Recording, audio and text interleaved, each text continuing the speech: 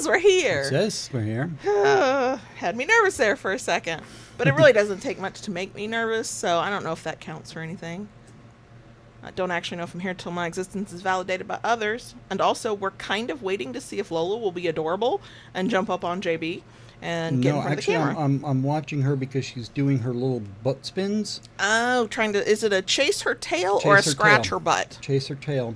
What is she going to do when she catches it? No. Nobody ever thinks of that, do they?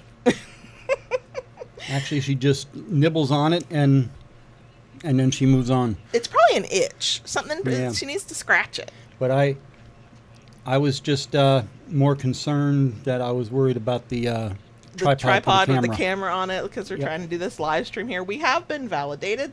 Thank you so much. Hello. Hi. Kayla Lords. John Brownstone. Of Loving BDSM, where we help kinksters like you have happy, healthy power exchange relationships. This is our weekly live stream where we record our podcast, the audio version of which hits all major podcast apps every Friday. We are here 8 minutes early. If you're here for the live stream and don't like idle chit chat, you got several minutes. And if you're here after the live stream, but before I put in timestamps, and you don't like idle chit chat, fast forward by about 8 minutes. I've got to see if there's a way. I'm sure there is, because YouTube's very good with analytics. If I can see just how many people do the fast forward or the click forward when I do put timestamps in. I don't want to hurt my own feelings, so I usually don't go look for those kinds of things. And I was just been kind of watching her a little bit. She is not going to like me, but it's her ears. Her ear. It's time to get her ears done. Time to do her ears. I am going to say hello to folks. Okay. Hi, Claire. Hi, Base Eats. Hi, Silent. Hi, X. I'm glad you made it on the train in time to be here with us. That is wonderful. Hi, Kitty. Hi, Judy. Hi, Enchanted Wings. Hi, Bad Cat. Hi, Dorina. The idea of fall photos is fascinating to me. I know. I've never seen true fall foliage. I've seen, the furthest north I've ever lived is Montgomery, Alabama. Just not north of anything. And I've maybe seen one tree that would change to fall colors, but never trees. Living in the Catskills and being in close proximity to the Appalachian Trail. Saw some beautiful fall stuff. But I will have to say, the most beautiful fall foliage I have seen yet in person were the Smoky Mountains. I believe that. I would believe it. It was absolutely beautiful.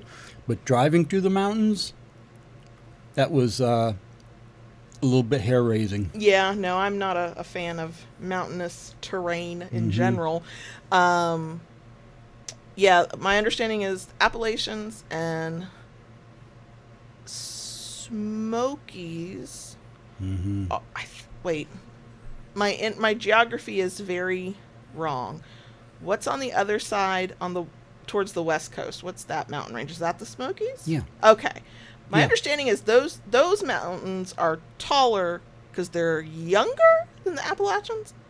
I think that's what maybe I have it backwards. I mean, I don't they remember. are taller, but my understanding is they're younger. Okay. I've only seen that on what are they, like teenagers or something? Evolutional tectonic plate used to be all one giant land mass kind of thing. And I only know that because I have come across science videos and or short form videos like reels and stories and stuff, but just glancing passes at it. I wasn't invested in it. So I have driven through what was called, air quote, the hills in Bakersfield, California. That was too high off the ground for me. I rode, somebody else drove around, I don't know if they called it a mountain, but it was when we were in Oregon several years ago when I went to my one and only cross-stitch convention, which was delightful, and I would do it again. And then, absolutely done the Appalachians. When I was a kid, my grandparents took me and a couple other people on a vacation up into They even called it the hills. Why do you people who live up high try to call it a hill? It's not a hill. That's a mountain. And that we stopped at the tourist spots where like you could walk across, I don't remember the technical term, but the swingy bridge, which even at age 8, I knew that was a bad idea and my anxiety could never. Or you could walk through what they called the Needle's Eye, where it's 2 pieces of rock really close to one another. You know, I never thought of it until you just said it, but my grandmother lived on top of a mountain. My grandparents lived on top of a mountain, and they called it the hill. All you mountain people call it hills. Y'all, could not be me, cannot imagine. Nope.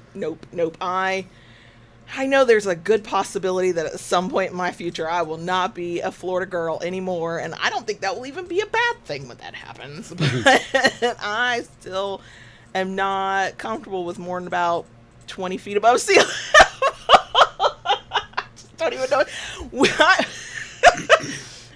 We've driven up into the Panhandle and into southern Alabama with a slightly higher point, and my ears have popped. And it's not mountainous or hilly, but it's just higher than anywhere else in Florida, and my ears popped. So I just don't know if I'm built for elevation, is what I'm saying.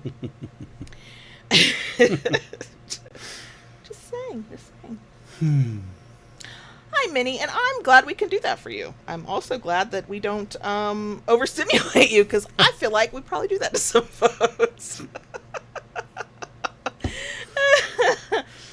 Yeah, Silent, I agree. Swing and bridge should never go together at all. Yeah. I remember there's a picture probably in one of the boxes under the bed, because I inherited like all the family photos from different sides, not different sides, different parts of my mother's side of the family. I think there's photos of that trip, and I know we went to Ruby Falls. Do I remember where that is? No. I just remember like being there, and we went to wherever that swingy bridge is, and then I saw something on social media fed me like a travel reel or short or whatever, and they were talking about how that was the last suspension. No, not suspension. It's a swingy bridge, and it's no. Couldn't. We used to jump off bridges. You used to do a lot of things that were not really the wisest course of action you could have taken. Yeah. Yeah, no. Anyway. JB is exhausted. When he starts yawning, it's not because he's bored. It's because he's tired. It is very pleasant outside, but our house on the inside did not get the memo. It is quite unpleasant in our house. And I even bumped the air. I know. We're at that awkward point between seasons, and we knock on wood, we're very grateful to have good insulation in this house. Yeah. It really does count once you get it cool or once you try to warm it up. But it means that whatever temperature kind of locks in, you're stuck with it. You're stuck with it. And it is more pleasant in our backyard right now than it is in this damn office. Yeah. So. It's almost, like I said, this morning, if it wasn't for the fact that the irrigation ran last night and everything on the back patio was wet, I probably would have sat out there and had my coffee this morning. It would have been worth it. Would have been delightful. It is 3:00, so we will get started. Okay. As you can tell from the title, we're going to talk about shame as it kind of relates to your kink life. This is a redo of an episode we've done.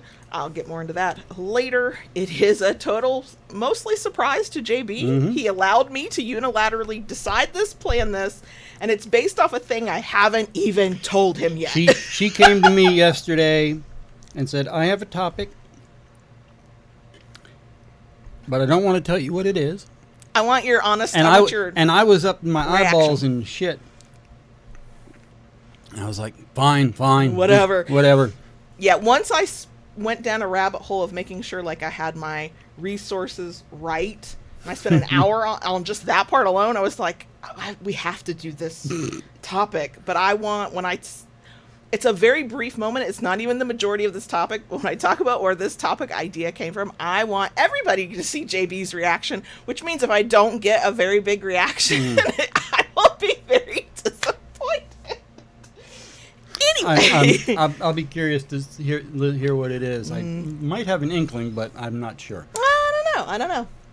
Anyway, that's what we're doing. And even though I have copious notes to try and stay on track, we will be chaotic because that's who we are, and I'm just trying to embrace that.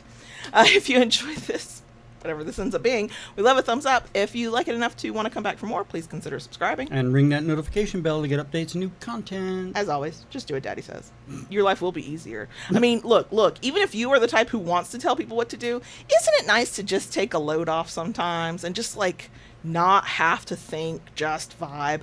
I mean, I'm a control freak, and I can admit that, so I'm just saying, do what Daddy says. Give yourself that 30-second break is all I'm saying.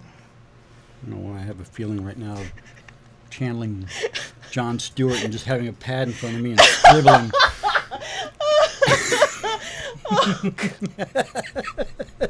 Channel John Oliver and look into a camera when talking about people and go, fuck you, make me. Right. I mean, that's... Yeah. That is both not my vibe and totally my vibe. Anyway, we are completely off track. No. You can hit the button. You have a thing to do before you hit the button. Do you remember what that thing is? Hello, everyone. There I am, being the good little submissive, keeping somebody on track. You are. All right, I'm clicking the button. Click the button. Okay, before we get into this week's topic, we have 2 announcements, and I wrote them down with no notes, so I better get this right. All 3 things with no notes. I better get this right. Okay. Raw dogging it. Yes, very much so. This Friday, October 17th, is our Friday night live stream, our virtual munch, our Let's Get Silly, where we just talk about all the nostalgic things from and all the food. We've already established the superior bacon is the crunchy bacon. We don't have to go over this again. It just is, okay? JB's face. Come on, man, folks, come on. We need more of y'all that like the floppy bacon. Come on. God. Come on. We got to stand together with this. Your bacon should not flop. Oh, God, ew. Anyway, that does come up. Our views on bacon are sometimes part of the conversation.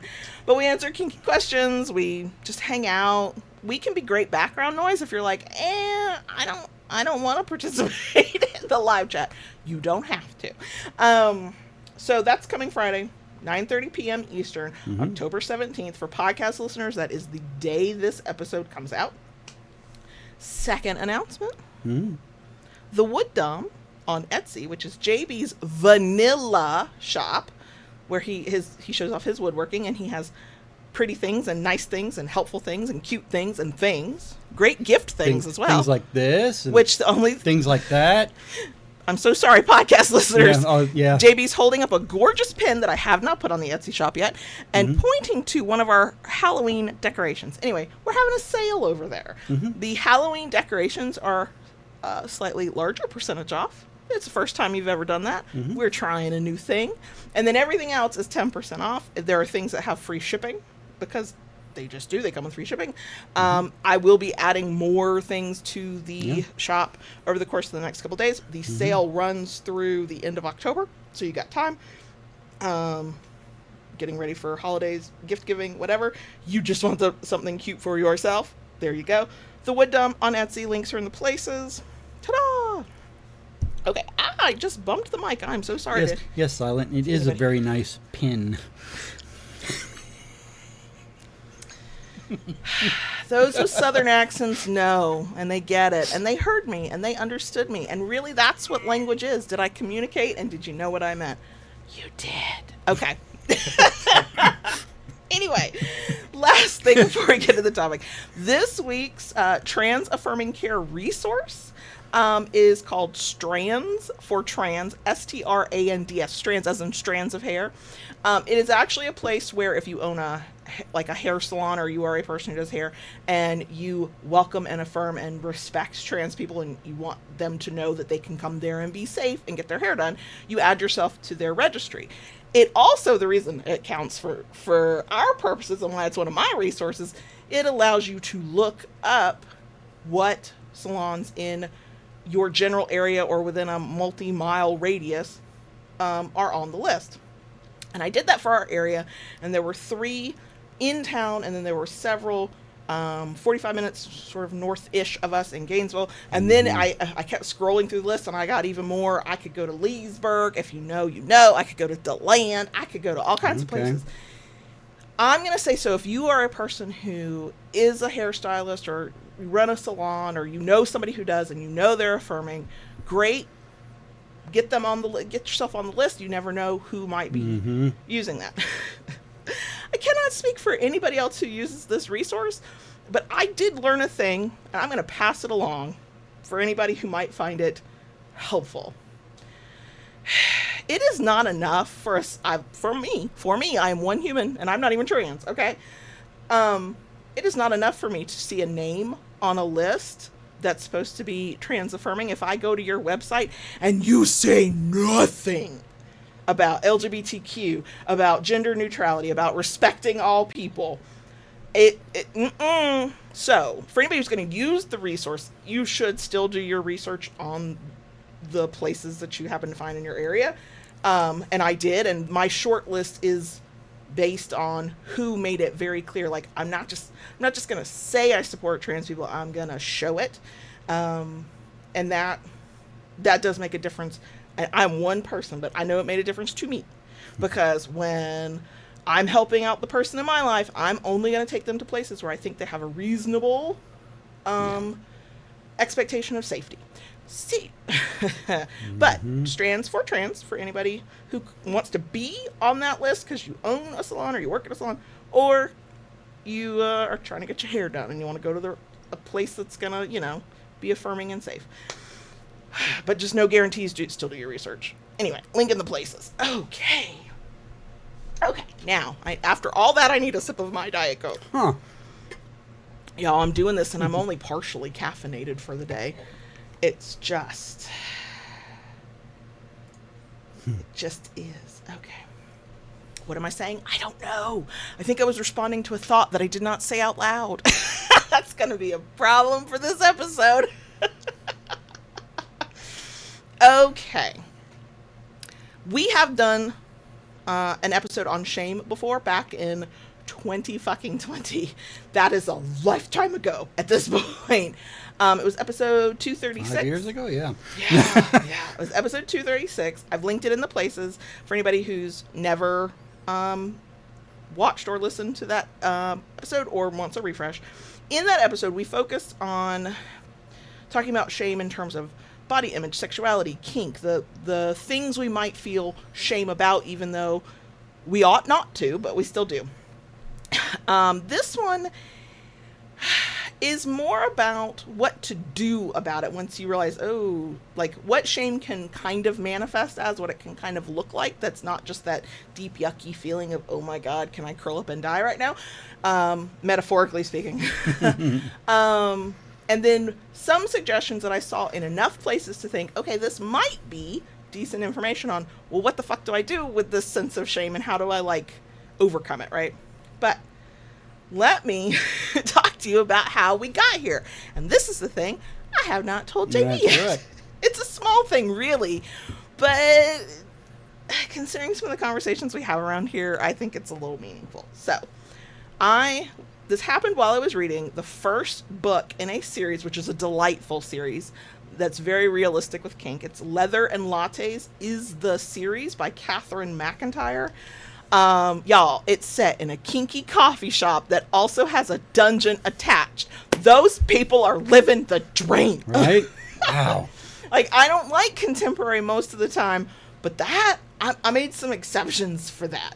And it's very inclusive of gender identity and sexuality, and I like that part as well. Anyway, every book's about a different couple, and the kink is so realistic in such a good way. I love this series, and I'm sad that the next book doesn't come out until next year. But I was reading the first book. I think it's called Immersion Play. I think that's what the first book is called. Did you start it after I recommended it? I can't find it. I'll point it out for you. Anyway, in that book, the two main characters are love interests. It's a daddy Dom who doesn't get to be a daddy very often. It's a very deep connection for him when, you know, he's trying to avoid love and relationships, so he doesn't daddy dom very much. But he's met this guy who his defense mechanism is to brat. And I mean, outside of a kink context, it's not bratting. It's just, you know, being snarky, being mouthy, whatever, right? And so we get all of the angst of them figuring out their shit and coming together and blah, blah, blah. But in the middle of, I don't even remember what part it was, but I'm reading this book and I'm loving all the characters. That's not a big deal. But I'm reading this brat and I'm having these thoughts of that, oh wow, I wish I could do that, or I wish I did that, or what would that be like to be that kind of brat? Now, if you are not new here, you know how I am staunchly in the camp of I do not identify as a brat, and I really don't, still to this day. But I'm, what's the word I want? Self-aware enough that I will do the look within kind of thing when I realize that some part of me is wishing for something that I've usually like don't want, can't imagine, have like adamantly said hell no to. So I did that, and I thought about in the context of this character and what bratting looked like for them, right? And how I view bratting from my own lens of it, right? And I thought, God, what would it be like to just tell JB no in a playful way, or make me in a playful way, or to not do a thing, hopefully in a playful way. And the immediate visceral reaction was fear. And I went, whoa, that was a big feeling. Like at this point, I've put the book aside. I'm in my fucking head. We're doing the work. And I went, God, where did that feeling come from? And part of what I circle back to when I think about bratting is how desperately I want to be obedient and a good girl. And I went, okay, but where's that coming from? Which I know where that's coming from. That is between me and a future therapist. Thank you very much. I know. But I mean, it like knocked me off kilter for like a good 24 hours. Cause I was like, I don't really want to brat. Like, it doesn't appeal to me that much. But also, if I'm thinking about why I reject it and I imagine myself doing it, and my response is not, oh, I just don't like that. It is this like gut response of, oh no, I am bad if I have done that. Like, that comes from a place, right? Go ahead. Now, you're saying this, and first thing that comes to my mind, I know you push that line. You push that line hard sometimes. Mm-hmm. And, you say it's not something you would want to do. What if it was a part of a scene? I don't know. You would have to, like, be prepared for me to have to, like, nope out of the scene midway because the feelings were too strong. Like, it's one of those things where you can know why you do a thing or don't do a thing. You can know where the feelings come from. You can understand. I intellectualize my feelings very well, and I psychoanalyze myself all the time, and I'm way too fucking introspective. I know the why, right? I know that the goal would be to not be held back by the why and just try the thing out, to like not have the fear, or to be able to move through the fear, because sometimes you can't make yourself not be scared. You just gotta do it scared, right? And I know all of that, but that is not enough. Like, there's not on different things, not just about this, which brought up the topic of shame for me. Also, my Instagram algorithm brought up some stuff that made me go, oh yeah, that's right, this is all about shame. Maybe we need to talk about shame. But knowing what your air quote this supposed to do, or what you could do, and how you air quote should be, and be careful, we do not should all over ourselves over here. It's usually not very healthy. Doesn't mean that it's possible. It doesn't mean that I can just wake up with that knowledge and go, oh yeah, what I should do is just take up space and just do the things that scare me. And sometimes, yeah, I've done things that scare me, but some things are so deep rooted that it is, and this is going to come up later when we're talking about shame, one of the ways to work through shame is to seek professional help with a therapist who is, you know, informed and has the ability to like offer those kinds of whatever that you might need that might be beneficial. And it's like, that's how, because I know where it comes from, and I'm not getting into that here. But I know where that comes from, and that's not I'll just do the thing scared. That is way too visceral.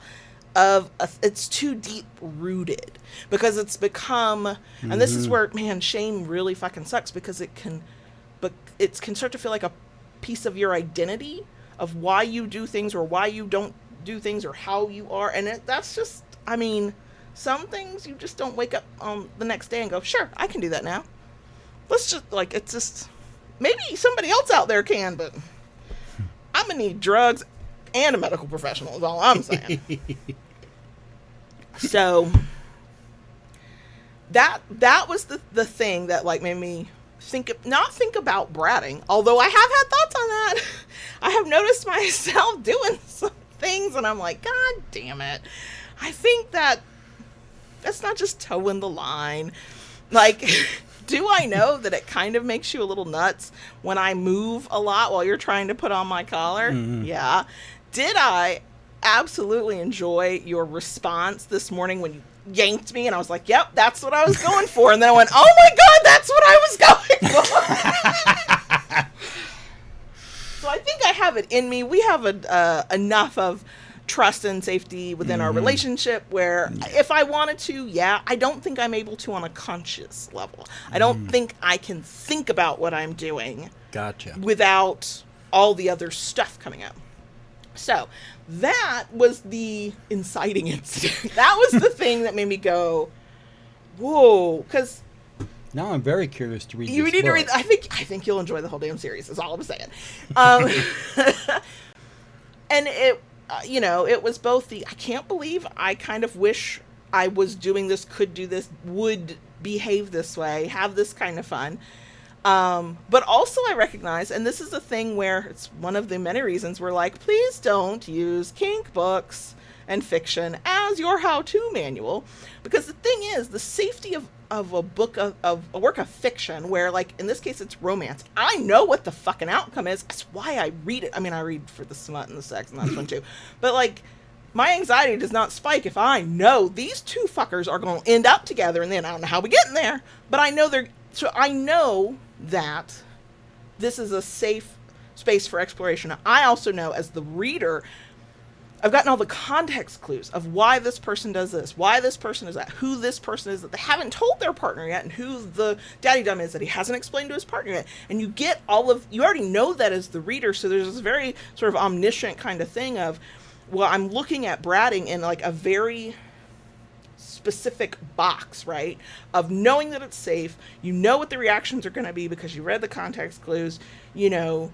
It's not like being out in the real world where you can plan for every eventuality and still say the wrong thing or do something at the wrong moment or have, you know, there can still be unexpected reactions, right?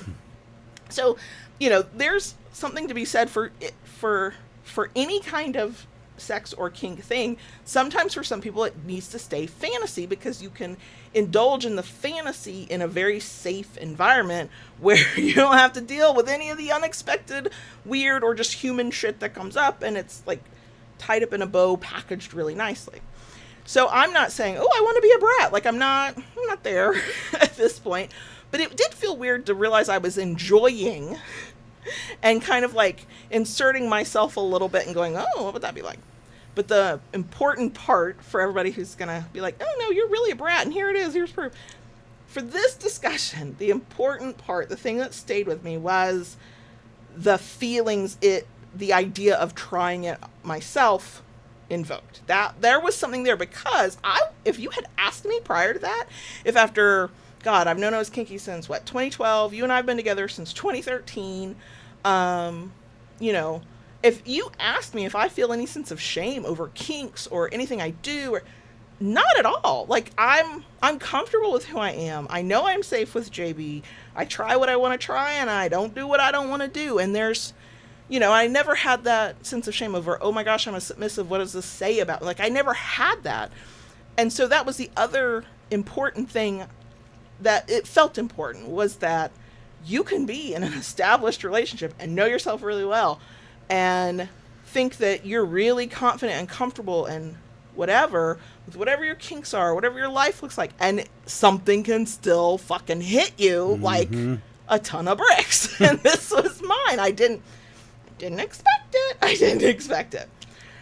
So then the Instagram algorithm apparently has been reading my Kindle, and it started bringing up content about shame, and I was like, I didn't even say the word out loud, so it's not listening. I'm sure my FBI agent is like traumatized, but but I started getting content fed to me about shame. Now, I do get a lot of content about therapy and psychology, because that is one of my interests. So I'm sure that's where it came from. But I saved them because I was like, oh, we have to talk about these. Not because this relates back to my experience with the bratting. I mean, that was the thing that triggered it. Now we're talking about shame. Before we get into that, what say you about the revelation, about before we get into what shame can look like or feel like?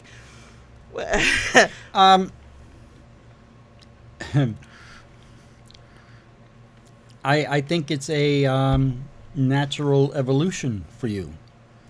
Okay. Okay, because you're so close to being there. Look. I would love to live in denial. I have done that a few times, but I will be completely fucking honest. There have been a couple of times lately where we've had a moment and I've walked away, and it's been thoughts I've had things I haven't said out loud, and I've gone, holy shit, there's no way that wasn't a brat moment. And I might have even said it the other day. Something happened. I don't know if I wiggled my ass. I don't know. But I did something so that you would pay attention to my ass, and so then you would therefore smack it. But did I ask for what I needed? No. Nope. Was I sassy and snarky? Absolutely. Yep. And so I got the response I wanted, and I walked away thinking, that worked. And then I went, what is happening? So when I go through... And then what happened this morning? I was just thinking that. When I do go through the evolution of, okay, maybe I'm a brat. Yeah, that'll be a fucking episode. Don't worry. Okay. So this morning, I did not want to get out of bed. Just didn't at all. And JB came in when he was ready to start making his breakfast. He comes in, he gets his iPad. Onyx eats her food in our room most days, so he's getting the cat dish, and we have a sort of a new routine where he'll come and I'll get my morning hug, and we have a moment to just connect, and it's delightful. Well, as he kind of, I don't know, you were walking away or we were done with our little hug, I rolled over. I'm naked, y'all. I rolled over and popped my hip out so my ass hopefully looked enticing in the dark with somebody who was not thinking about, nude, submissives in their ass. And he started opening the door, and I went, hey, what the hell? And he goes, what? I'm like, my ass is just hanging out here. What the hell? And what did you do? Go ahead. Tell what you did. I rolled her over on her back, spread her legs, and spanked her there. Yeah. I was like, no, that's not how this was supposed to go. You don't always get what you want. And I am self-aware enough to know, absolutely, that's bratting. I don't. It's not happening with any conscious thought, though. And it is happening over things we have not done in a long time. And I got to do some deep diving into myself before that's a topic. That is not what this episode is about. So, yeah, I know. I mean, I'm not ridiculous enough to think that you probably have not seen it or figured it out or whatever. The problem is, and here's another thing. Here's a little bit why I don't want a brat. Because this sadistic motherfucker, literally, I'm a mother, he fucks me. will do the absolute opposite. If I don't just ask for what I want and then wait patiently for it, I will not get what I want. So where is the incentive for that? I would just be thwarted all the fucking time. And I will say the push-pull of that, I don't usually find anything enjoyable about that. I want what the fuck I want. Yeah. Like, why am I going to do things that I know mean I won't get what I want? Like, but anyway, that's a whole different topic. We are completely off topic now. So, I have this thing realizing, oh my God, I'm feeling, it's a sense of shame. It's the fear. It's this or that. And then Instagram algorithm serves me up stuff about shame. And so I saved some of it. Okay. And there's 2 posts. They were kind of a back-to-back from a therapist. Now, let me do a disclaimer here. Okay. It is we all know, the internet and social media especially is where nuance goes to die. Okay. We know that. We also know that there are people, and if you don't know, now you do. There are absolutely people who will just post the most batshit crazy stuff because they want the clicks, the views, the money that comes with that, whatever. So when you come across therapy kind of speak, psychology, pop psychology, you got to take that shit with a grain of salt, okay? Now, the thing I'm going to say about this content is something that it's taken me a long time to wrap my head around. It led to a lot of confusion for me trying to figure out who the fuck I am when the internet was actually not being helpful, which is things that in this case will be identified as based on shame could also be based on something else, right? Things overlap all the time. Your reasons why you do a thing overlap with other reasons out there. The way humans respond to different things can be similar, but have different, entry points, have different starting points, that they're not always all the same, okay? And then, of course, humans have this great ability to defy all of the air quote rules and behave in a completely different way than anything anybody can list. It's all very personal. It's all very nuanced. It's all very dependent on you and your situation and who you are and blah, blah, blah, blah, blah, right? So to the extent that you can, realize that some of this might sound like you and it might not be shame. Or some things you'll be like, I know I do things that are shame and you're not listing any of them. That makes sense too, okay? That's my PSA about letting the internet diagnose you with shit. Okay, so things I didn't realize were actually shame. I'm not going to read every single one of them, but here are some that I recognized. Lola agrees. Avoiding eye contact because you feel exposed. Brushing off compliments instead of taking them in. Feeling guilty when you rest. Staying quiet even when you have something to say. You see, if that one right there could have multiple reasons why you might do that, right? Over explaining so no one misunderstands you. Oversharing the hardest part so people can leave before you're attached. That absolutely came up in at least 1 or 2 of the books in that series. Lola agrees. Downplaying your wins so you don't stand out. Let's say replaying conversations in your head worrying you said the wrong thing. Over preparing so you don't fail. Over analyzing texts and conversations. And here's the thing, that can be from anxiety, that can be from other things, so be careful with some of this. Lola agrees. Being hyper aware of how you come across, needing constant reassurance from others. And then I found this other one. Shame on the inside versus outside. Like what you do outwardly and how you feel inside. Chronic self-criticism. Believing love must be earned. It must not, but I get the thinking somebody would have, because I was like, I mean, yeah, but also, what? No. Anyway, fear of rejection, guilt, feeling flawed or broken, extreme sensitivity to perceived criticism or disapproval, a lot of the avoiding eye contact. And I'm like, yeah, but there are other reasons to avoid eye contact, so this is where there's no nuance, right?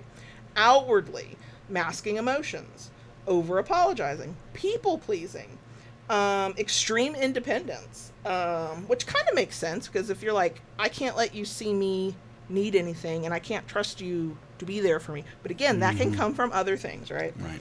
Over-explaining or justifying oneself, self-deprecating humor as a shield, shutting down or withdrawing when feeling emotionally exposed. I don't know what you're talking about with that. So when that came up, I was like, fucking hell, we gotta talk about shame. So that's what we're doing here. What I did when I realized we'd had the 2020 episode, I was like, well, that's a long fucking time. And shame is not a new concept. It's been, studied and discussed and whatever, well before 2020. So I was like, okay, what's been going on in the past 5 years? How are people talking about it now? And I did find several resources, including a study that looked at sexual shame specifically. And that was, when you do a Google search for like general shame, you get general answers. Mm-hmm. Sexual shame, you get more specific answers, but it still didn't quite fit in with, shame over, kinks that you might have, or your feelings about kinks, or, your feelings about your kink identity, right? So it's a lot of, as usual, extrapolation and trying to kind of piece it together, and when necessary, seeking professional help. So here, I've got the links in the places to all this if you want to take a look at it, but here I've got notes. I got to read them.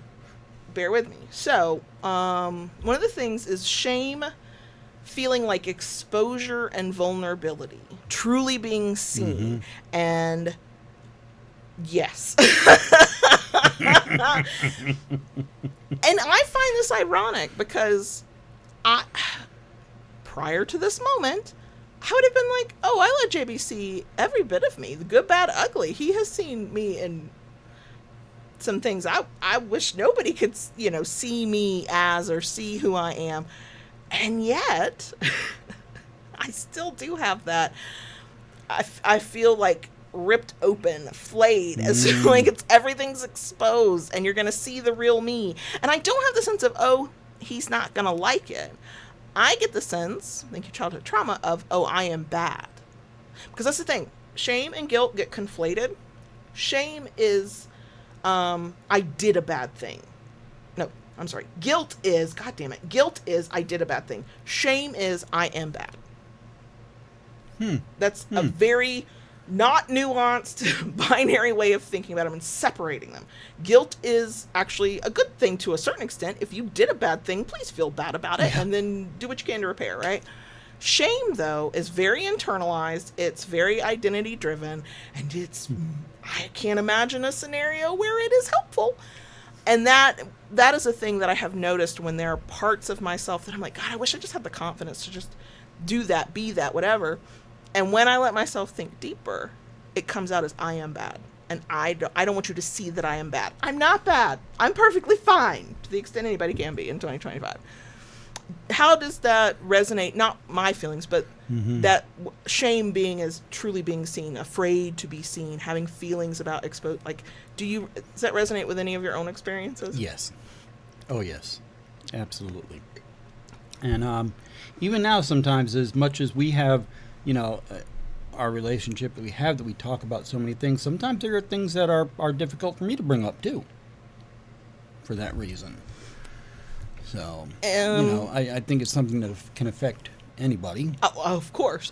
And for a multitude of reasons. Somebody in the live chat, pointed out shame from religious teachings or your upbringing about kinks, about sex, about fucking anything. Yeah. The people I see online who talk about kind of deconstructing their religious upbringing and what they were sort of taught and whatever. I can see where that would be very tough. Is there anything that you're willing to share where you've had those moments that, whether they're kink related or relationship related, anything where that still kind of comes up for you? Not off the top of my head, no. I know you'll tell me, I don't want to fucking talk about that, so feel free. When you realize that you are depressed, you have depression, especially because I know we've kind of had conversations about this where you're like, oh, that's how I've been feeling, or that's where it comes from, or when that initially happened for you, was that a thing where you kind of like, I did with submission, oh, okay, it makes sense, or did it lead to down the road that could lead to shame? It was for me, that was a slow burn. Mm. Okay. You know, with kink, it was like a light bulb moment. Right. Okay. And then you were shamed by other people for it. We talked about that in that 2020 Right. episode. Right. Shit. The reason I ask is you have moments where you're being vulnerable with me, where you kind of remind me of, you make me think of what you probably were like. You make me think of your inner child, of little JB who should have had people protect him and love him. And you kind of have this, you've never said it, but you've got this air of, am I bad? Did that happen because I'm bad? And that's a shame kind of feeling. And I don't want you to feel like that. And I'd like to kick the ass of everybody who ever made you feel like that. But I know it can still be there. That comes from a mother who consistently told me I was bad and that I was going to be struck down. That religious bullshit will fuck you up.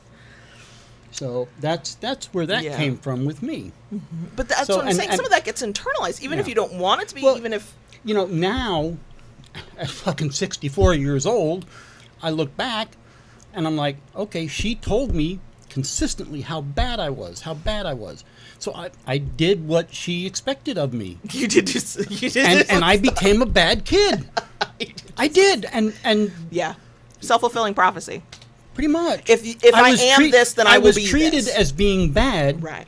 Even if I wasn't. So I became bad because that's what was expected of me. Right. Yeah, self-fulfilling prophecy. Right. For sure. Like I said, do I wish I could, like, physically harm the people that treated you poorly? Yes, I would love to go back, and that's what I'd use the time machine for. Yeah. But, you know, with my depression and a lot of the realizations that have come along with it since I've been diagnosed and I know what is happening with me. For me, the shame that I feel with that is like, oh my God, this is something I have probably dealt with all my life, did not realize it. I buried it somehow and managed to function. Do. Yeah. And there are times I find myself asking myself about the certain situations, the way I see them and experience them and perceive them. Was that me, or was it the depression? Because I have come to realize when I hit my lows, the bad talk that goes on. Sure. Oh, yeah. Okay, and it's not always just about me. And, you know, I have to ask myself, how many things throughout my life have been skewed because of the depression? That's where my shame comes from with it. Wish I had a magic wand. I know. Boop, you don't have to feel shame. I know. Because there's nothing shameful in that. There is nothing shameful in that. You are not bad. You did not do life wrong. None of that. But it is very easy for me to say it, and a completely different thing for you to internalize that. Whether that's to get angry at the way you were treated, at the things that led you there, to, you know, have whatever other feelings you might have about all of it. Let me just interject here, because the thing I was about to say was, and that is what a great therapist can help with. We blah, blah, blah, blah. We have linked in the places to a link we use all the time, we recommend all the time, Kink Aware Professionals, so that you can look in your basic area if you're looking for a therapist, or if you're looking for, like, any other kind of service professional, then you want them to be kink aware. So anybody who is resonating with this, and you're like, yeah, but where the fuck do I find one? And I can tell them I am kinky. That might be a resource. Yeah, I mean, part of the reason I have poured a little salt in that wound, which was not my intention, but to try and get you to talk about it a little bit, is more dominants need to see dominants who are like, yes, I deal with depression. Yes, I've had feelings of shame. Yes, I've had to overcome all this. And I am still a pretty decent fucking dom. The most amazing dom ever, but he won't say that about himself. So, you know, like you... I think you might be a little biased, but thank you. Who gives a fuck? It's my show and my microphone. Say what the fuck I want to say.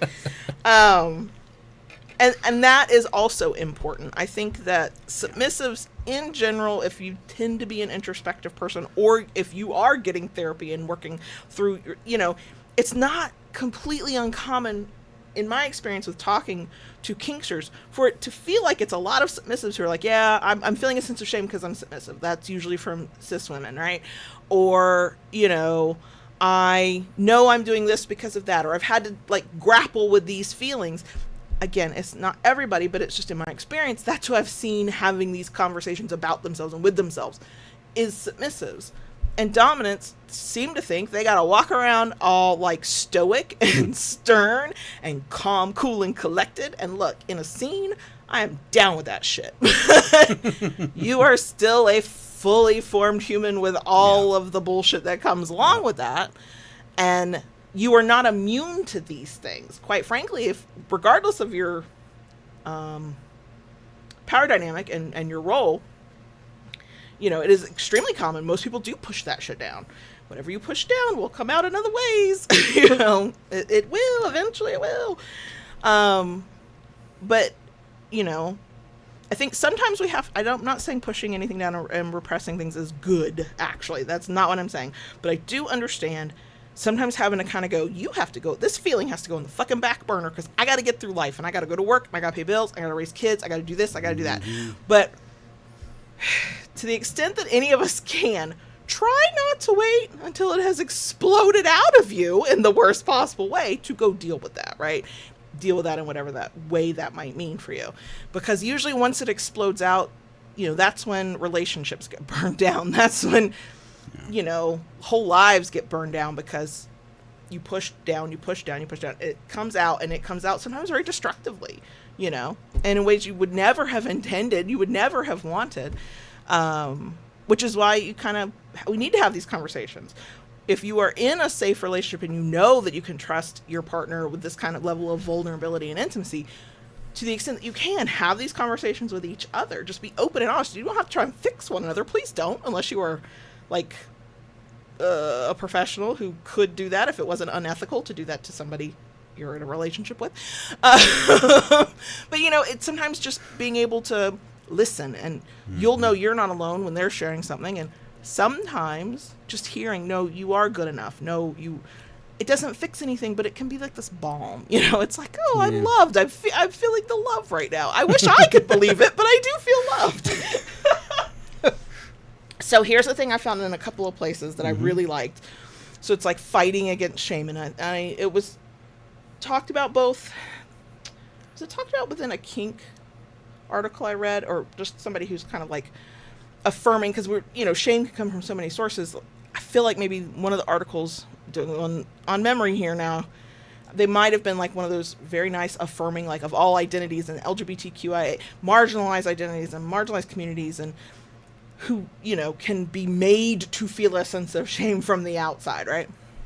And so a thing I saw a couple times was, as a way to fight back against shame, to work to free yourself from some shame, is this idea that desire is resistance and liberation. Being free, being who you really are, and embracing it. And I'm thinking of it in a kink perspective, but it's not always, that's not the only way. Just to be unapologetically yourself, which is hard. It's very difficult.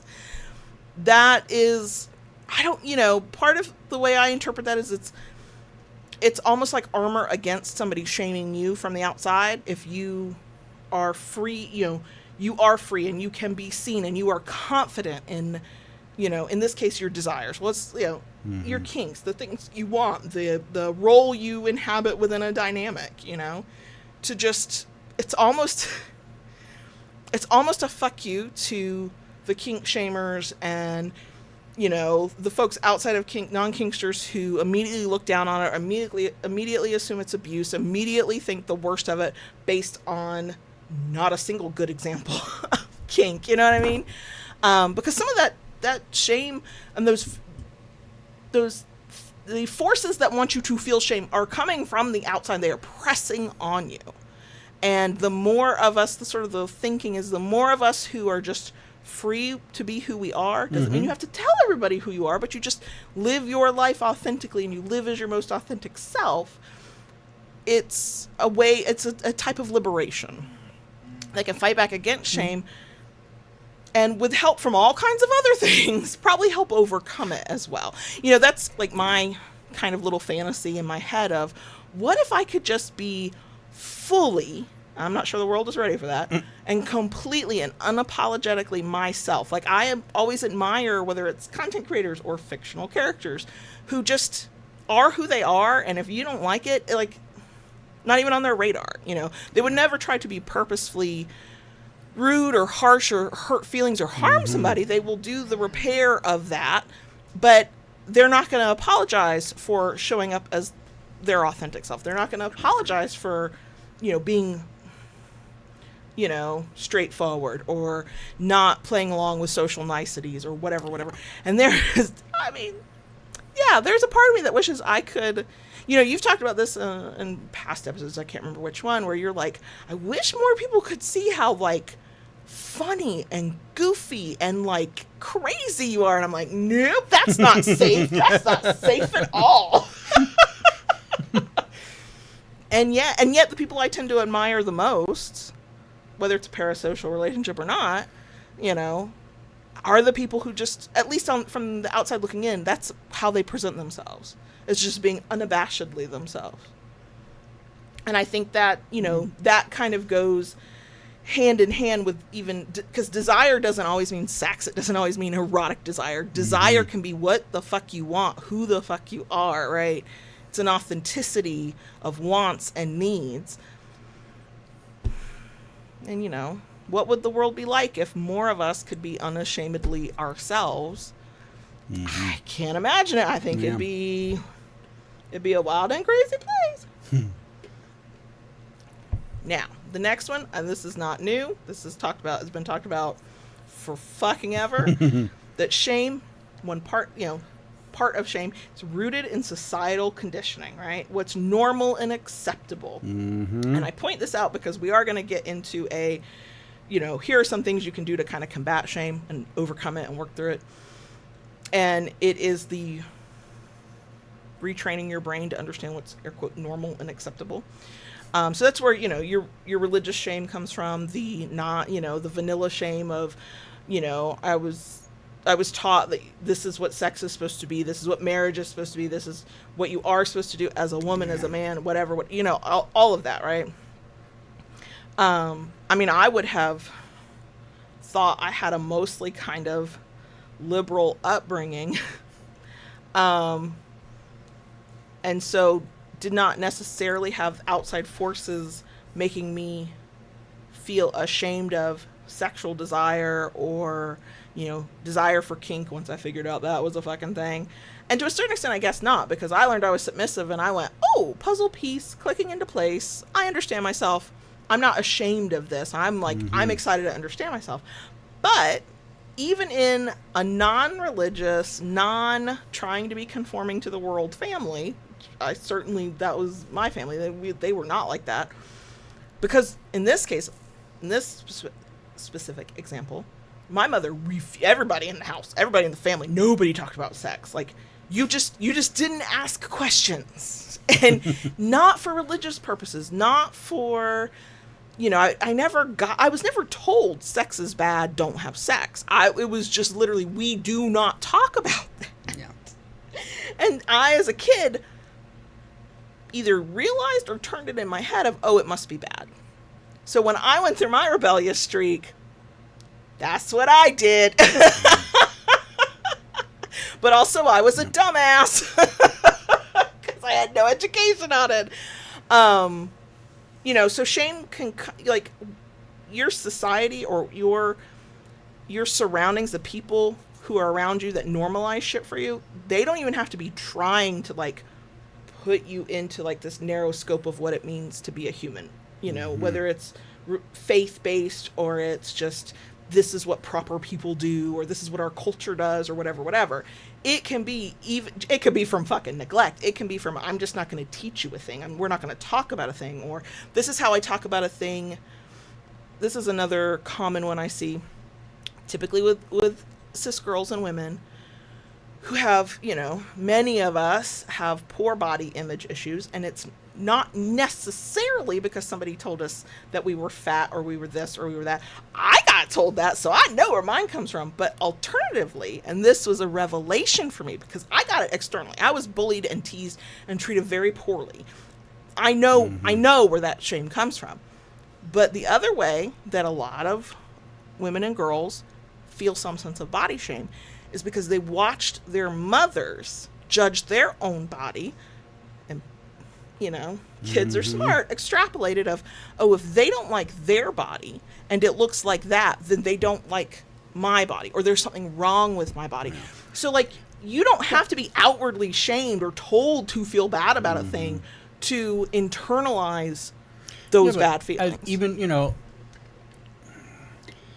it's all of society when it comes to that, though. I mean, you know, even if it's not your parents in one way or another, you look at a magazine. You pick up any magazine and you're shown, well, this is what you're supposed to be.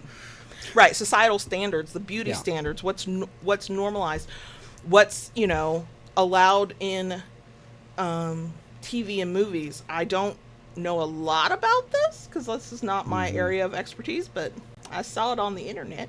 I believe it's called the Hays Code in Hollywood, was in effect for a long fucking time. And there were like rules about, you know, there couldn't be interracial relationships. You could not have two people of a different race could not. Could be no kissing. There could be no like implication of fucking. There could be none of that. There were lots and lots of standards and rules. That's why in TV shows early on, like I Love Lucy, they had separate beds. The fact that Lucy was pregnant on TV was that was a big thing. That was a major thing, right? But one of the things, and I think it was in the Hays Code, I think I'm saying that right, was that if somebody was going to be queer, they better die or they better be the villain. To show a queer person like living their best fucking life and getting a happy ending was to normalize that air quote deviant behavior. And so that's how subtle those messages can be, which isn't really subtle once you know it's there. But, you know, if your experience is as a straight cis person and you are the, you know, majority, like I'm a white chick. There are so many things that went over my head that were not my experience that, you know, it's looking back or being told explicitly, hey, this was a thing that I'm like, oh shit, I see it now. You know, that's the privilege of not being in, you know, having certain identities. You don't know sometimes the prejudice and the bigotry and the repression that occurs. But that was, you know, that I still hear people when they talk about gay people or queer people of any kind in TV and movies. It's called Kill Your Gays, which is that whole thing of they don't, you know, air quote, they're not supposed to get to live because you're glorifying. Like it's awful, but it's so insidious that of course people internalize some sense of shame over it. And then you start living your fucking life and you try to be your best, most authentic self. And even when you think you're doing it, you can run smack dab into shame. Right. Now, when I looked at sexual shame, because I was like, what is sexual shame? It cannot be directly correlated with a sense of shame about kink, because sex and kink do not automatically go together. There are plenty of people who do kink and it's not sexual for them. And certainly there are plenty of people who are sexual and they're not kinky, right? But I did want to look at sexual shame because it can play a part if you're trying to just have fucking kinky sex. I mean, shit, like, it's still there. So, from a 2023 study, and I linked it, the study was not specifically about, like, the cause of sexual shame. I think it was about like how people deal with it. The study's interesting, but it was not directly related to this conversation, but I pulled this out. Sexual shame is a specific type of shame that refers to a feeling of disgust or humiliation towards one's own identity as a sexual being and is composed of 3 factors: relationship sexual shame, internalized sexual shame, and sexual inferiority. I'm not sure, like I didn't go down the rabbit hole of what the hell is sexual inferiority, and I'm not a professional of anything, so, but the relationship and the internalized, I think you could pop out the word sexual and put in the word kink. Yeah. You know what I mean? Yeah. Because if you are told, taught, or otherwise somehow receive the message that liking this kinky shit means you're an evil person, you know, to be a dom, to be a sadist, to be into impact, you know, that you are an abuser, right? Like that message comes from somewhere, right? And I think that sex and kink don't always go hand in hand, but some of those feelings of shame, I have a feeling they overlap, you know, regardless of whether your kink is sexual or not, you know, because we are exploring taboos. We are doing things that if you don't have context for what we're doing, it does look illegal. It does look illegal. And without consent, it is illegal, right? So to know, you know, you've talked about it many times before that you had to work hard to overcome the I can't believe I'm hitting somebody. Right. Yeah, because that was something that was drilled into me, you know, especially someone of the opposite sex. Right. Exactly. So I wanted to point that out because, again, shame comes from all kinds of places, and we have shame over an infinite number of parts of who we are, right? And the thing that you feel shame about might not be the thing that I feel shame about, but it might still be kind of in the same family of shame. But sexual shame is kind of a little bit its own beast, because many of us were raised in very puritanical kind of ideals of what's okay and what's not. And then here we come, us kinky fuckers, and we're like, actually, we're going to do all the things you told us we should not do. But we're going to do it with communication and consent and care and, you know, not be illegal about it. And yet we, to this day, even now, even with all the movies that keep coming out, Baby Girl and Pillion, I want to see that one. And and whatever else has been out recently, like, it's either a joke or it's part of an erotic thriller. It's still, like, Pillion, I think I'm saying the name of that movie right. It's just now coming out, or it's coming out very soon. It's DS, it's power exchange between 2 gay men, and I don't know if it's a healthy power exchange. I know the character who is the submissive definitely has the big doe eyes, and I'm like, yeah, you're the submissive. And I know that in the trailers I've seen that dominant seems kind of cold and aloof, and I'm like, I hope it goes deeper. I hope we see that that's not really like, but reading about that particular movie and seeing the trailers I've seen, Lola agrees, made me think, or made me hope at least, that maybe this would be like one of the times that power exchange was not scary. It wasn't part of a mind game, like Sanctuary, a movie we have desperately been trying to make happen on our every other month movie night in our Discord.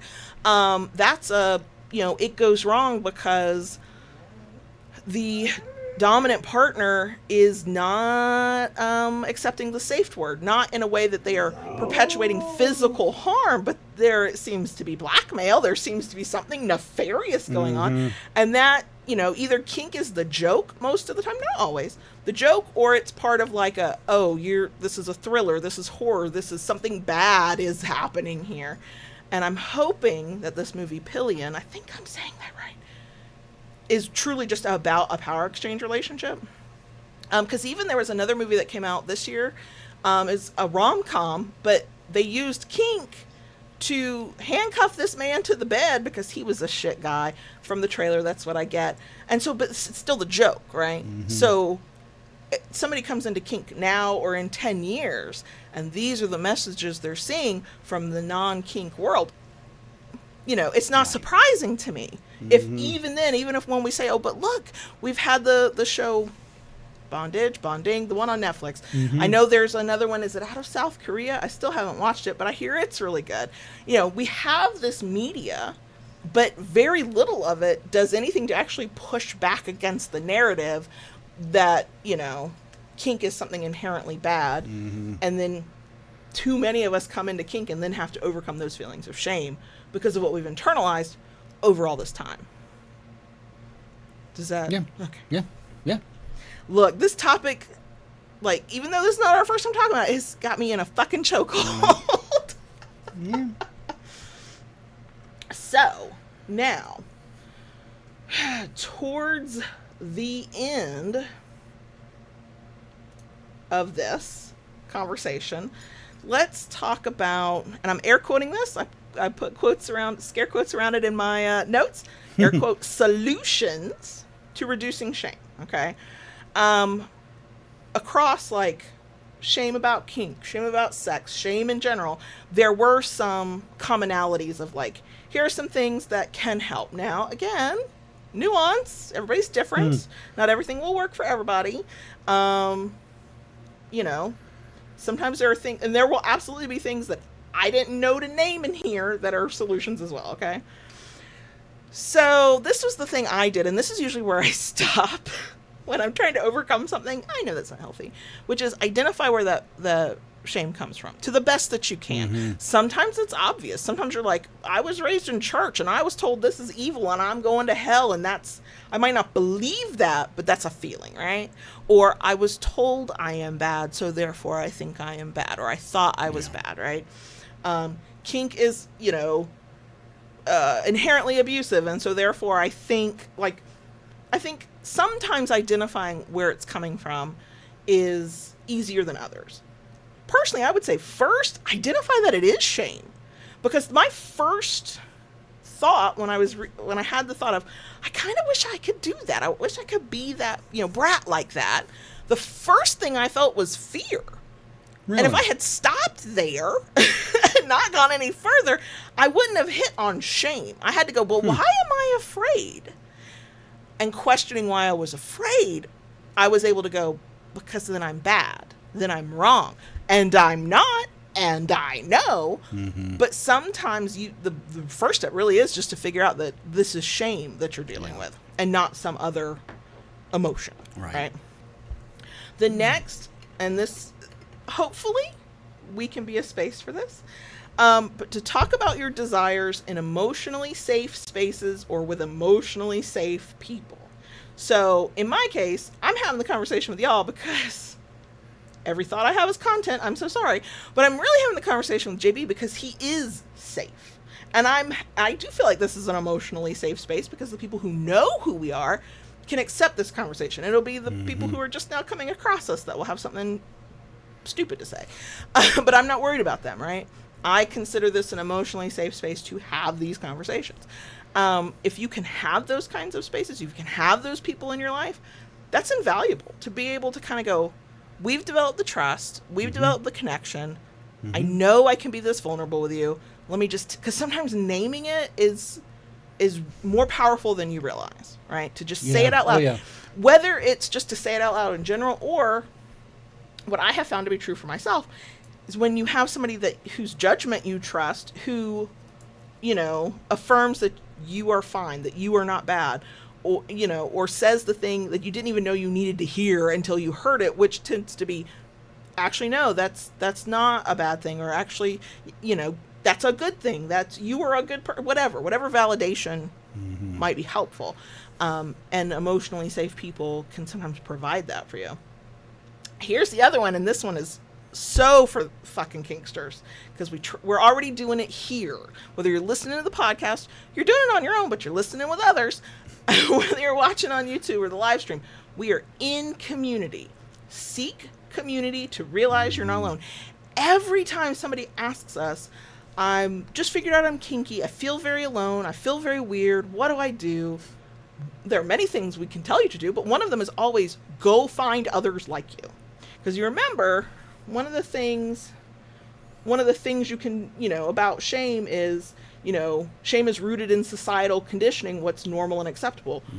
Reframe what's normal and acceptable. And if you surround yourself online or in person with other people who are kinky, it doesn't necessarily take that long for your brain to go, oh, this is normal because look, all of these other people are also, you've normalized it for yourself. It might take a while, but that is an option to fight back against shame, especially if we're talking specifically, I'm feeling shame as a kinkster, right?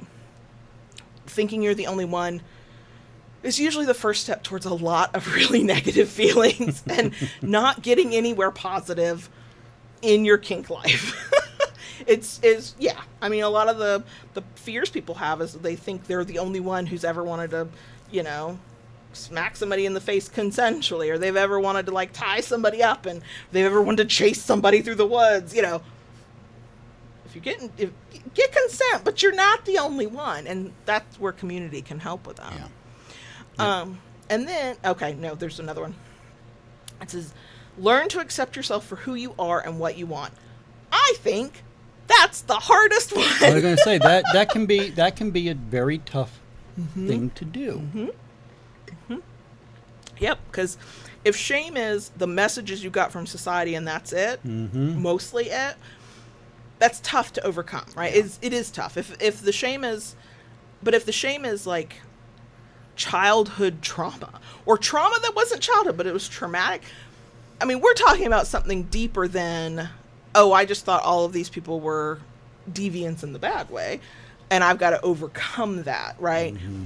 There is but actually I was made to be fearful for my life and or soul at a formative age, and that's been with me, and now I'm at the big age of 45, right? Like, yes, learn to accept yourself. That's a good thing overall. It's a net good, but don't anybody think that's necessarily easy. I have been very comfortable being submissive all these fucking years, but I am not comfortable showing every inch of my weirdest self. I want to be, but not there yet. Don't know if I'll get there. I'm not real worried about it. I'm doing okay. But, you know what I mean? So, yes, but also, Yeah. And then the final one, which is, because sometimes you can know that this is what you need to do, and that doesn't make it easy, right? When necessary, if you have access, therapy. Yeah. Yeah. And that was a big one across like all resources I looked at. It didn't matter if it was about sex or kink or whatever. Therapy. Now, granted, was I on therapist websites? Yes. There's their inherent bias there that therapy is going to help with everything. But there is something to that for sure. The thing I've learned, thank you, internet, is that not all therapies are created equal. Not all therapists are. Like the big thing is you got to find somebody you vibe with, and who gets you, and who can, it is not uncommon or wrong if you are within the LGBTQIA plus community to want a therapist who is also within that community. A thing I see online a lot, which makes complete and total sense to me. Black women who are like, I want a black woman therapist because they're going to understand my experience, or I just want a black therapist because they're going to understand the black experience in a way that a white person is not gonna, right? So break that down a very much smaller level. Wanting a kink aware therapist, right? Because then they might not understand your specific kink, but you don't have to try to teach them about kink just to get the help you need, right? But so that thing I've known, the internet taught me a lot, but the one that I've learned most recently is that not all therapeutic types are the same, and not all are right for a person. So cognitive behavioral therapy is what I have the most experience with. I think it's currently, at least, probably the most common, and it is helpful for many people, but not always, and not, it's all individualized, right? I don't remember what it stands for, but I just learned about one called DBT. I cannot remember what the D stands for. And then,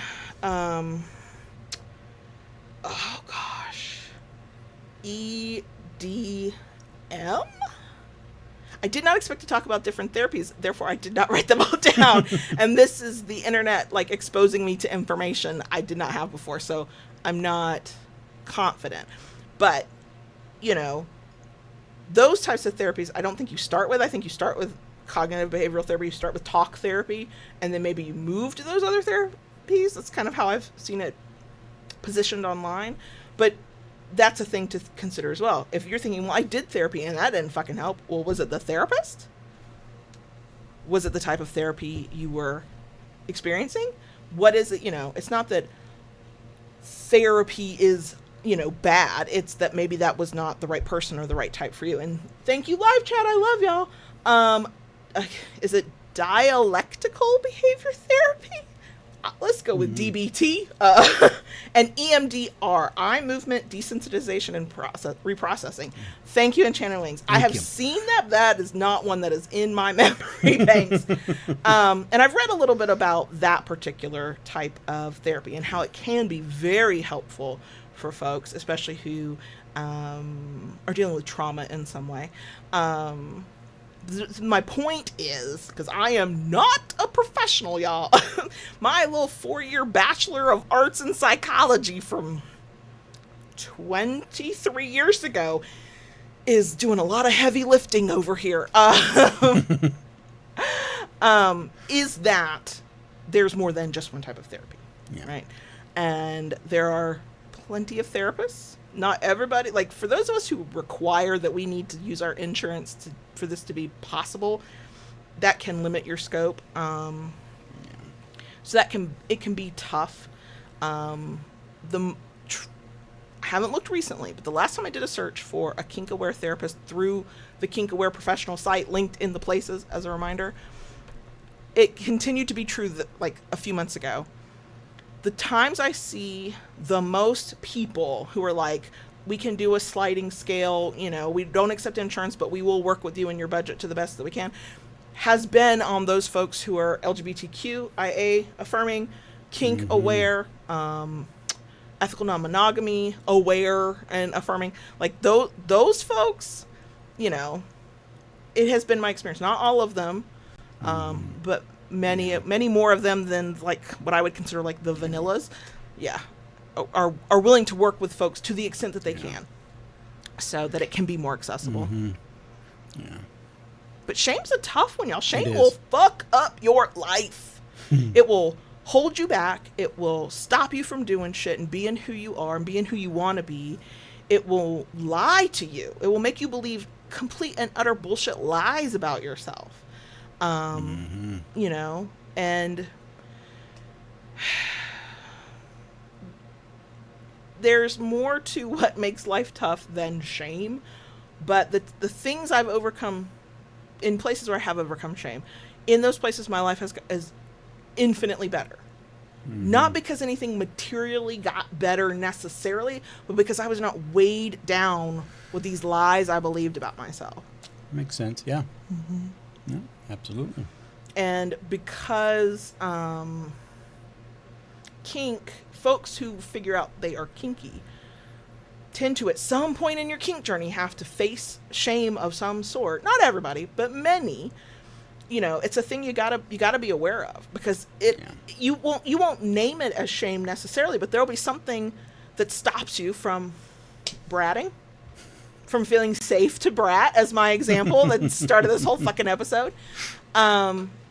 And it won't feel like shame. It'll feel like fear.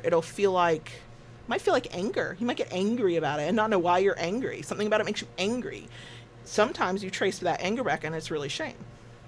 So, and it can sort of stunt your kink life and make it harder to live the kink life that you want to live, because you're weighed down, dragged down, held back by shame.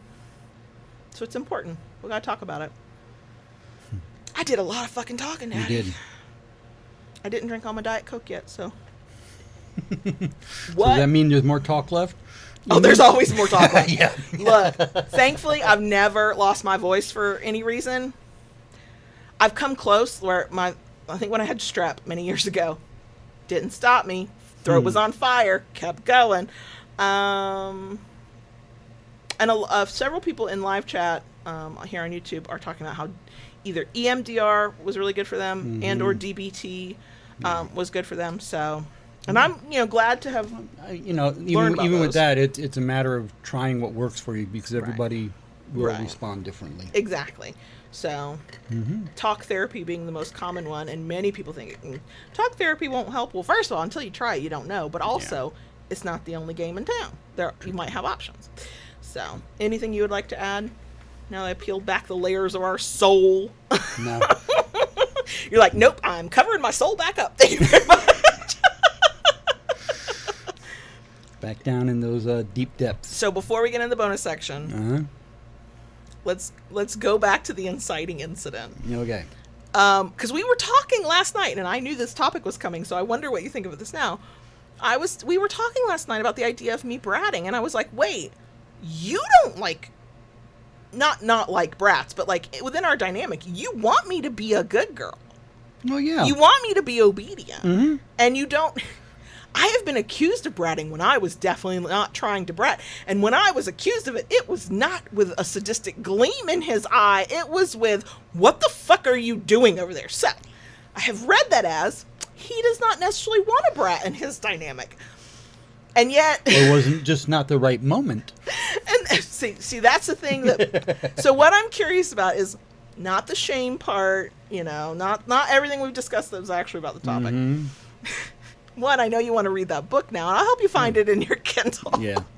But I think you'll like that series. I'm just saying. But two, what do you think about that personal revelation? In one way, not surprising. I think it's something that's been there with you for a long time, and it's just been sitting there under the surface. Just so far, I've never intentionally bratted, but recently, I have looked immediately, within seconds, looked back and gone, I think that was a brat moment. The other night in bed, there was one. Which moment are you thinking right? of? Yeah. which one are you thinking and of? I can't remember the... You should remember the vibe? Yeah. I mean, there was a lot of pouting the other night because I was not ready for to have to roll over and go to sleep. Go to fucking sleep. I wanted to just look. Okay. And you were doing everything in your power. There was legit pouting and whining. Yeah. I was living up to that baby girl title in the worst possible way. But see, here's the thing. And I only feel like this in this way at night when we're in bed and I'm comfy and the lights are dim and we're relaxed and we're together without the outside world being there, right? And basically I wish I could be I want to be as close to JB as possible, to the extent that if I could, I would climb inside his skin and just let him carry me around like a kangaroo. Okay? How close can I physically get in your skin's not quite close enough. Okay? And I don't feel like that all the time. I promise you, during my waking adulting hours, I'm like, actually, I'm going to leave the room because I need space from all people, including this man I love more than life itself. But at night, when the walls come down and I'm a little sleepy Evie, anything goes. And there are times I do fight it's time to roll over. Now, okay, we have talked about the different codes we have in our, people in long-term relationships tend to pick up codes that you say to one another, shorthand for whatever. I made the joke that because what JB says is, okay, baby girl, it's time to roll over and go to sleep. And so I started making the joke of, I'm going to roll over like a rotisserie chicken so that I come back around, right? I also complained that in the middle of the night, I roll like a rotisserie chicken because I'm constantly going back and forth. But I was teasing. I was like, okay, I'm going to roll like a rotisserie chicken. So, because we both knew, so I would come back around. That did not go over well. But now the code is roll over, but not like a rotisserie chicken. Or don't rotisserie chicken. Or I just go, I'm going to rotisserie chicken. And we all know what that means now. And that is some of our inner code. Yeah. that's right up there with, saying, okay, it's time to go to sleep. And why do we have to go to sleep? Why doesn't sleep come to us? And then you thought you got around it one night and you went, okay, we're going to let sleep find us. And I'm like, no, we should be more polite and go to sleep. I thought this man's head was going to explode. Yeah. You see what I have to deal with? Because I think I'm funny. And there's something about the nighttime in bed after like 10:30 at night when the baby girl comes out very strong, and it's fun, and I'm having fun, and it's playful. Well, we have a routine in this house, and it usually early evening. Lola gets her zoomies. Mm-hmm. Mm-hmm. Probably about half hour or so before bed, the cats get their zoomies. Mm-hmm. And they're chasing each other. It's like a freaking cartoon. You'll see Ella running with Onyx chasing her to the one side of the house, and then they turn around and Ella's chasing Onyx in the opposite direction. Mm-hmm. But then, after the cats have their zoomies, we go to bed, and this one right here, she gets zoomies. It's usually the first time I've had to actually fully relax and decompress in a day. And now there are days I'm in like not a great mood or I don't feel good, and I don't, and I'm not playful, and I'm just like zonked out. Yeah, it's not happening. But days when I'm feeling good, or it's just maybe been our first chance in the whole day to truly connect. Shit. Yeah.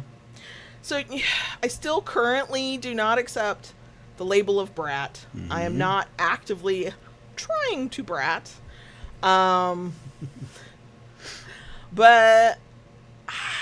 I've been walking a fine line, and I know that. I know that. I can admit that is my point. So that's all I got. We can do a bonus section. Okay. So are we good? That's not for me to decide. I don't know.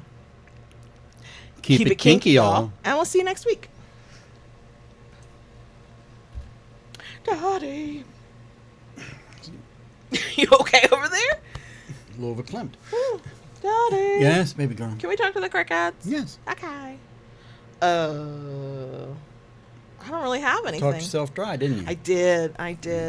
Was having thoughts earlier, like, oh, that'd be good. Bonus section conversation, and it's gone right now. What have you got? Well, I know me. Part of this, I kind of put a small hold on the rescreening of all our windows. Yeah. Mm-hmm. And the other day, with the weather turning somewhat nicer, I dove into the yard work, which has been neglected. Yes, and he mowed both the front and the backyard without letting me help. And I trimmed the hedges. And I treated all the beds with the weed spray. And I was just not helping, and you were doing it all on your lonesome, and I don't really love that. And then he was shocked when he was exhausted at the end of the day. I wasn't shocked. I knew it was going to happen. Because I had worked all morning in the shop, and then that afternoon. And we had gone, 3 weeks, maybe longer, without mowing? It was getting high. Yeah. Lola does not like it when she feels the grass on her nipples. And I've never felt the grass on my nipples, but I'm pretty sure. Well, I knew I wouldn't like it either. I knew the breaking point was when I watched her one evening go behind the shed, which has no grass. Yeah. It was like, I'm not squatting in this forest. This backyard jungle. Right. Yeah, no. Yeah. If we've let it go way too long, that's the sign. Yeah. I once watched Lola kind of stay on the back patio pad and just angle her butt off in the grass to pee. I was like, oh, honey. Yeah. Yeah. Man, and I know we're not alone in this, but we have to start mowing weekly very early in a year, before most people are done with their winter / like really cold spring, like early spring. It's time to mow every week, and then it goes into about October, and it's just like, God damn, I just want a fucking break. So I get why we why that happens to us. Well, plus we don't have a riding mower any longer. True. We just have a push mower. True. So, yep. But, yeah. Yeah. Yeah. I'm worded out. I have no thoughts right now. Brain drain. So, I'm just grateful that the weather is starting to, our highs are like in the low 80s right now. Woke up the other day and it was, 58 58 degrees? degrees. Woo. That was a beautiful morning. We were pouring resin this morning, 9 o'clock, and it was just like probably not, maybe 70 degrees. It was perfect. There was not a drop of humidity in the air. No. The temperature was so nice. I was like, I can live out here. I could be out here now for the rest of my life. Came in the house, like we complained about at the top, and it's fucking hot in here. Fucking hot in here. And then she came out later, and she was shocked when I had cleaned both benches. Oh yeah, it looked really nice. I was like, oh wow, we can set stuff out on the work table again. Yeah. Now there are certain things I like to keep. I don't like to put away because I use them literally every day. And JB had been really efficient and put some things away. I was like, I have to go find these now. Yeah, that was nice. It made it looked like we have all this room to work in now. Yeah. It was a long time coming. Oh, what about your moment of finding Ella facing down a neighbor cat outside, not Jesus inside? Christ. Yeah, at one point I came in the house. I thought I had shut the door behind me. Apparently it did not shut. And it was cracked just enough for Ella to make her way to the front porch. And I came walking back through the house, saw the door crack, and I was like, oh, fuck. I went to the window next to the door and looked out, and there's Ella. Her tail was like, poof. And she was squared off with a neighbor's cat. Not the cat that every time she sees him walk across the front yard, she hisses and like has a love-hate relationship with. But some other rando cat that she probably had never seen. Right. And I opened the door, and I said, Ella. And she turned around, looked at me, and just trotted back in the house. But then, poor JB was in a panic. He goes, where is Onyx? Yeah. Because the door had been cracked, and it didn't, it had been several minutes, and if Ella got out, did Onyx get out? We checked every hidey hole Onyx has. She wasn't there. We're walking through the house. I'm like, let me go check the 20-year-old's bedroom. That door's open. Maybe she's in there. I walk past. She's sitting on my chair at the dining room table, just curled up. I was like, this bitch don't even know the door was open. And she would take a shot, not at freedom necessarily, but like all of the available space for hunting. There was one time the door from the laundry room going into the garage was left open. And Onyx, as standoffish as she is to people, she is the one who will jump into something when she sees it. Oh, she's going to investigate. Yeah. Ella never went out into the garage. No. But Onyx, she was everywhere. And when we got Onyx back in, she's black cat. Her whole head is covered in cobwebs and dust. Yep. I'm like, where the hell did you get into? Yep. Yeah. So. No, my theory has always been that Ella knows which side her bread is buttered on. She knows that she's got regular food in this house and soft places to sit, so that she's not gonna run away. She's mostly not usually interested in going out the door even when we open the door. Right. She's curious and comes up to the front door because she wants to know where the hell we've been mostly. Right. And did we bring her something to eat? And really I have the same kind of reaction. But so it does not surprise me that she came in so willingly at all. Yeah. She was like, oh, that's the comfortable place and they will feed me. I'll go my ass back in there. But I do think that she might have been a little disappointed that so there's big fluffy orange cat next door named Koi who still, he loves our driveway, loves our front yard, will not come up to us. He is not that kind of cat. He's beautiful, though. I think he stands outside our big window in the living room while Ella and Onyx are sitting on that windowsill. It's like one of those, like, wide... It's like a bay window. Yeah, thank you. Couldn't think of what it's called. I think he does it to antagonize Ella, because every time Ella sees him, she puffs up. She gets so mad. And her meow, hiss, growl thing is one of pure annoyance. So it's like a... When she does that, it's even enough that it gets Lola up from wherever she is to go investigate as well. Yes. So I always figured eventually she would calm down, because Onyx has calmed down. Onyx doesn't fluff up anymore. Onyx doesn't try to attack the glass. None of that. But Ella... and I'm like, well, that's the enemies to lovers book I want to read. Yeah, right. But actually, I think what Ella would do, if given the chance, would be to attempt to kick Koi's ass. Koi would kick her ass. He is brutal. Oh yeah. He's an outdoor cat, but he is well fed, well taken care of, and yet this little motherfucker will eat off of the plates of food that one of our neighbors leaves out for the stray cats in our neighborhood.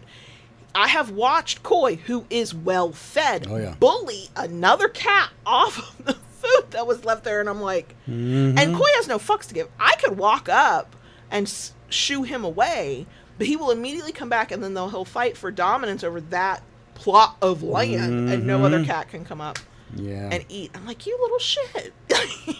Yeah. So,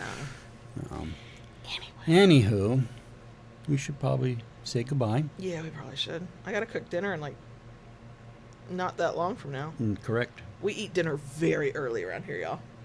We do not have the temperament for eating dinner late. We get very hangry in this house. We started early dinner times because when the kids were in elementary school, we wanted them to get to bed early. Yeah. And so we never changed.